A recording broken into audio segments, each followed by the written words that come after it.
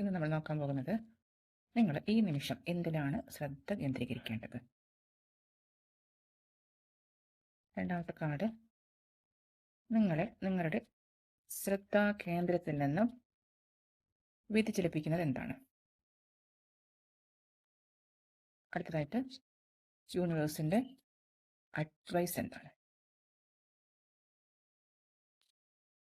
ആദ്യമായിട്ട് നിങ്ങൾ ഈ സമയം ശ്രദ്ധ കേന്ദ്രീകരിക്കേണ്ടത് വളരെ വേദനാജനകമായ ഹാർട്ട് ബ്രേക്കിൽ കൂടി കടന്നു പോകുന്ന കുറച്ച് പേരുടെ എനർജിയാണ് ലഭിക്കുന്നത്.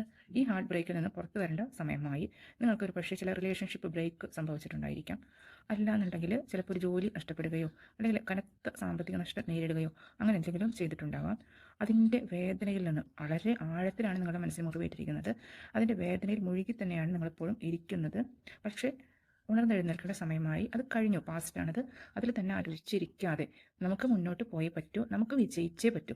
അപ്പോൾ അതുകൊണ്ട് ആ വേദനയിൽ നിന്ന് പുറത്തു വരാനാണ് യൂണിവേഴ്സ് പറയുന്നത്. അടുത്തത് എന്ത് എനർജിയാണ്? ലവേഴ്സ്. അപ്പം മെയിനായിട്ട് ഇത് റിലേഷൻഷിപ്പ് ബ്രേക്ക് തന്നെയായിട്ടാണ് കാണുന്നത്. ഈ ഒരു എനർജി നിങ്ങളൊരു ബന്ധത്തിലായിരുന്നു. ആ ബന്ധത്തിൽ നിങ്ങൾക്കൊരു പക്ഷേ ചീറ്റിംഗ് അനുഭവപ്പെട്ടിട്ടുണ്ടായിരിക്കാം. അല്ലെങ്കിൽ നിങ്ങളുടെ പാർട്ട്ണർ നിങ്ങളെ ഒരുപാട് വേദനിപ്പിച്ചിട്ടുണ്ടായിരിക്കാം.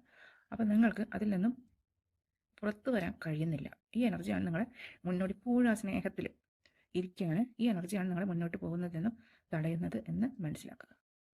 യൂണിവേഴ്സിൻ്റെ അഡ്വൈസ് എന്താണെന്ന് നോക്കാം. 5 ഓഫ് സ്വോർഡ്സ് ആണ്. 5 ഓഫ് സ്വോർഡ്സ് എപ്പോഴും ഒരു ചീറ്റിങ്ങിൻ്റെ കാർഡ് തന്നെയാണ് പറയുക.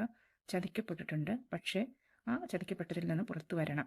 നമ്മളെ ആരെങ്കിലും ചതിച്ചു പോയി, അതിൻ്റെ കർമ്മ അവർക്ക് കിട്ടിക്കോളും. നമ്മൾ അതിനെക്കുറിച്ച് ആലോചിക്കേണ്ട, അത് യൂണിവേഴ്സ് നൽകിക്കോളും.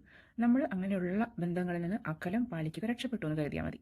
നിങ്ങൾ യൂണിവേഴ്സ് എന്തോ ഒരു അപകടത്തിൽ നിന്ന്, തെറ്റായൊരു ബന്ധത്തിൽ നിന്ന് രക്ഷിച്ചതാണെന്ന് മനസ്സിലാക്കുക. നിങ്ങൾക്കുള്ളത് യൂണിവേഴ്സ് നല്ല രീതിയിൽ സപ്പോർട്ട് തരും. അപ്പോൾ അതുകൊണ്ടാണ് ഇങ്ങനെ ഒരു സന്ദേശം തന്നെ നിങ്ങൾ കാണാൻ ഇടയായത്. അപ്പോൾ അതിനനുസരിച്ച് മുന്നോട്ട് പോവുക. എൻ്റെ ആക്ഷൻ എടുക്കണം കൂടി നോക്കാം.